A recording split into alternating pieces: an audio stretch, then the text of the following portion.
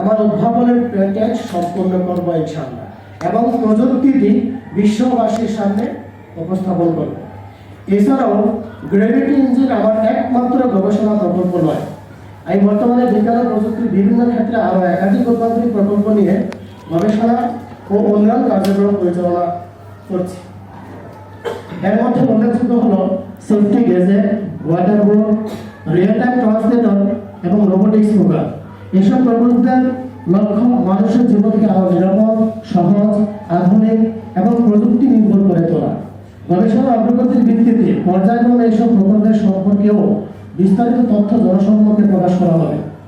অবশেষে আজকে এই সংবাদ সম্মেলনে উপস্থিত হওয়ার জন্য প্রিন্ট, ইলেকট্রনিক ও অনলাইন গণমাধ্যমের সকল সাংবাদিক, অভিনবস্থল, ছোট সাংবাদিক ও উপস্থিত সকল অতিথির প্রতি আমার আন্তরিক ধন্যবাদ ও কৃতজ্ঞতা জানাচ্ছি। আমি আশা করি আপনারা বিষয়টি নিরপেক্ষভাবে উপস্থাপন করবেন এবং আমার আবেদন স্বাধীন বৈজ্ঞানিক মূল্যায়নের আহ্বান দেশের সামনে পৌঁছে দেবে।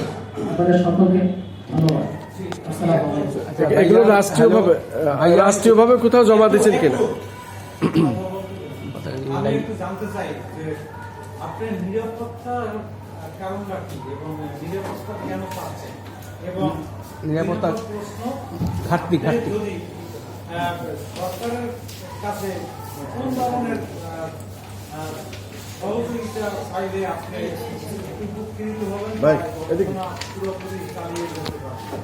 আচ্ছা, এর পাশাপাশি আমার আচ্ছা ওনার উত্তর দেন, ওনার অ্যান্সার দেন, পরে আপনার দুটি প্রশ্ন।